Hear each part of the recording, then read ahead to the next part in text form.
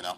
Now, at the funeral, there were people who had worked on the Boondocks, who were like producers and creative people, who participated in the funeral and the repast, and were very upset about my dad leaving, like bawling their eyes out. And it's one of those things where, looking back, it's a little, I don't know, odd, because these people, they know my dad and they worked with him, but they didn't spend time with him like that. So it felt like they were crying and being upset more at the fact that they lost their character for their cartoon show, and less that they lost that, that I and my family lost a person. But, that's neither here nor there. Everybody grieves in their own type of way. But, yeah, when we were there, I was approached and talked to after, because I was on stage and I sounded like him, by one of them who works for the Boondocks, saying, hey, we don't know what we're going to do now. We're not sure how the show's going to go, but we might call you in because,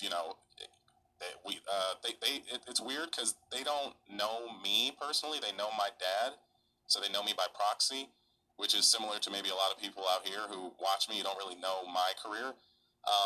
And they were like saying how they were surprised that I was capable of doing that on stage. And I was like, oh, yeah, I work. I'm an actor. I'm a voice actor. I've been doing it for 10 plus years now. So, I was just like, thank you. I appreciate it. And then they said, well, we'll give you a call and talk to you soon about it, and hopefully we can figure something out. So, like, a few weeks go by, and eventually one of the producers contacts me about auditioning for the role of my dad on the Boondocks to play Granddad. And when they originally contacted me, it was really like comforting and heartwarming, because they initially felt like they seemed like very inclined to have me voice his character. I had heard from other sources that they were going to audition other people, which I was like, yeah, sure. It's a role. I'm a professional actor. I know what it's like to audition. I wouldn't expect to be gifted it. What's good, everybody? What's good? It's your boy JTL, opposite from the norm.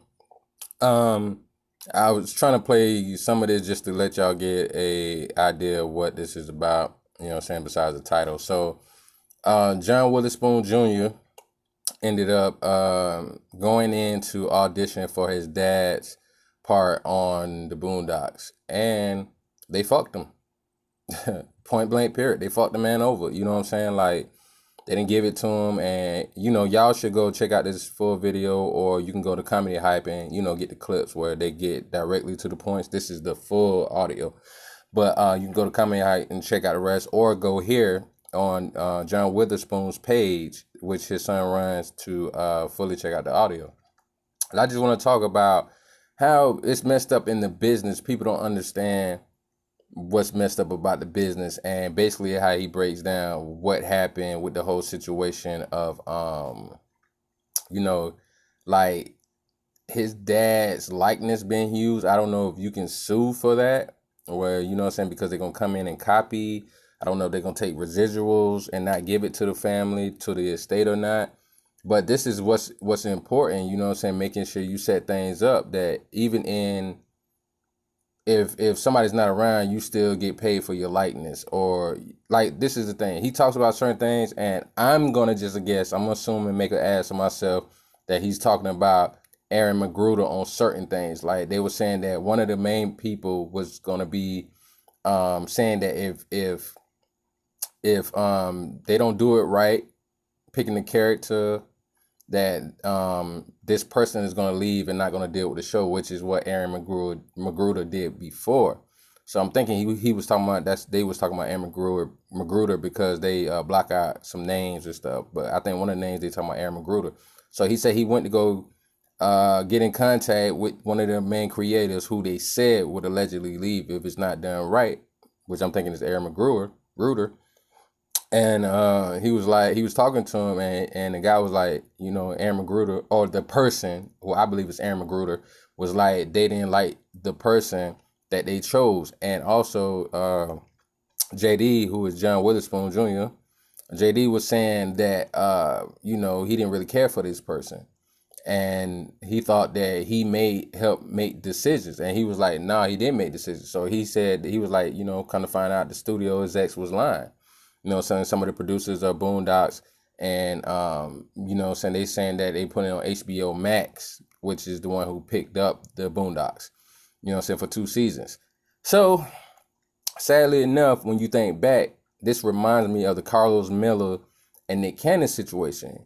When he was on the Breakfast Club, he was saying he got fired or didn't get picked up for the next coming seasons out of everybody else. Like Chico Bean still was on there. DC Youngfly was still on there, but Carlos Miller didn't understand. So Charlamagne the God called Nick Cannon on air, and he was just like, I don't know nothing about that. And he was like, how is your show? Check this out. The same way what's going on with Nick Cannon now, for them to fire him from Wild 'N Out, but try to still keep that name. And you know what they'll do. They'll just go get somebody who just want the opportunity, and they don't stick with people, and that's the problem. Not just our people already, we know we don't stick together, but they can go get anybody, which is how the business works. Oh, well, that's not really on me. I'm just trying to do my thing. And that's the problem. These people get away with shit like that. That's why they retain all the rights just in case you blow up. And they make it to where they're like, let me take the risk. Like Ice Cube situation. They convinced him, even though he shot Friday himself. A lot of people don't know that. He shot Friday himself. They actually was like, let us keep control of the project. We'll take all the risks. We'll throw you something. All right. So, which I think John Witherspoon got so actually told that story on Vlad. So they had, they took control of Friday, right? And Cube didn't have to put up no more money. You know what I'm saying? He got his money back on the back end. You know what I'm saying? Now they taking all the risks. They gonna put all the money in there. He get paid from it. But John Witherspoon got so was like everybody only got like $5,000 off the first Friday, which technically came out of Q's pocket. And then after that, they gave more money. But then next thing you know, Ezell wasn't gonna be on the next Friday. And he tells the story of Vlad as well in his interview when he said they shook hands on what the money was gonna be.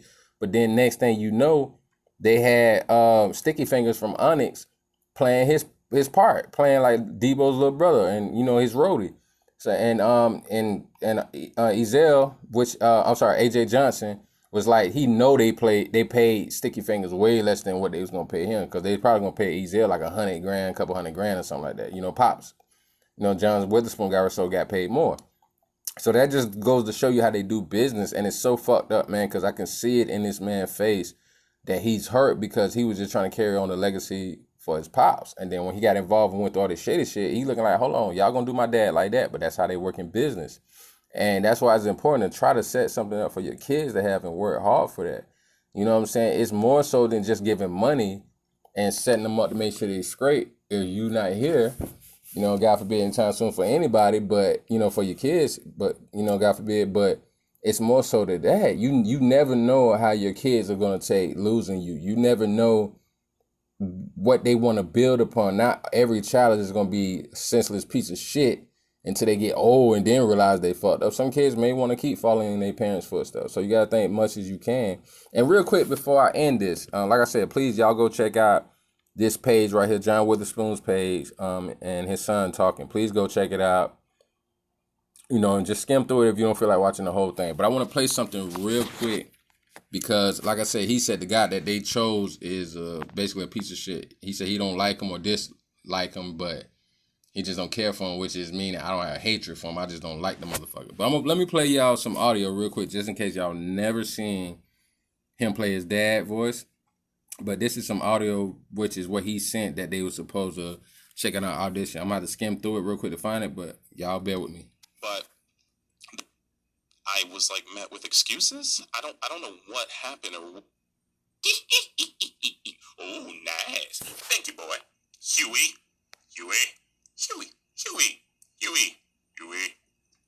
Huey, was that you that just gassed that ruckus rally? Nigga, I ain't got no money. Drones cost money. Tear gas costs money. Get your ass upstairs right now. You alive and that's enough. Terrible fucking grandkids. Sorry I ever had kids and that they ever had kids. Shit. Now, if he ain't killing that shit, like, cause well, for people who don't know, I know, and people who do recording and engineering, or artists that record and then hear how they sound, their vocals get mixed later, understand what I'm about to say. That's like I said, it at the end right there where it says all of this is raw audio, nothing has been altered. So it hasn't even been mixed yet. It just, it's on a clean recording, a clean mic. So, but once it get mixed, the way y'all see how Granddad sounds when his voice is mixed versus when you see Pops actually playing like in Friday or Boomerang or in the Wayans Brothers. Your voice sounds different before they actually not alter, before they EQ it and mix it, just to make it sound a little cleaner. So when y'all see cartoons and how they sound, if you hear those people do those regular voices, it's not going to sound that clean and prestige because it's raw until they mix it. But y'all can see right there, man, he did a good job on it. And y'all can also go to the Joe Rogan podcast, which you can see right here on the screen where it said John Witherspoon's son does a great impression of his dad. So he actually, what is it, 11 minutes? Hopefully y'all still bearing with me. I'll play it real quick. Upgrade to watch videos shit. free, offline. Never mind. They got that. Y'all did me dirty. Let me see if I can talk over it so that way they don't want to pull me because I got the ad on there. Oh, shit. They did that too, man. Hopefully I don't get in trouble for that too. Hold on. There we go. Let me skip. I'm sorry about that, y'all. Unbelievable how Hold on. Unbelievable how he can work that foot. How do you feel about your son's impression of you? It's really good. He doesn't think it sounds like him at all. He doesn't. But I just wanted so y'all can see it real quick. Hold on. Y'all can see him actually do it. I mean, you know something. Well, I only know it because this is how he talks to me all the time. He'll always be like, JD, what you doing today? You got work. You gotta go sit back and talk to all them people. That was just so y'all can see it, man. The brother, man, he's very talented. He's done a lot of work in voice acting. So, but I pray for him, man. This is so messed up. And this is why I say these type of people do not care when it comes to business, man. They so heartless. They don't care about hurting somebody and the way they doing, man. It's foul and fucked up. But, it is what it is. It's life, man. That's why you got to do your best to try to, put things in perspective so your kids don't have to go through this. It's your boy JT, opposite from the norm. Make sure you like, share, comment. If this is your first time checking us out, make sure you subscribe. And once again, sad to see that this man's going through that. The Boondocks fucked him over. They could have gave the man a job, and he's actually professional. So it's not like they would have had to train him. He already know how to do it.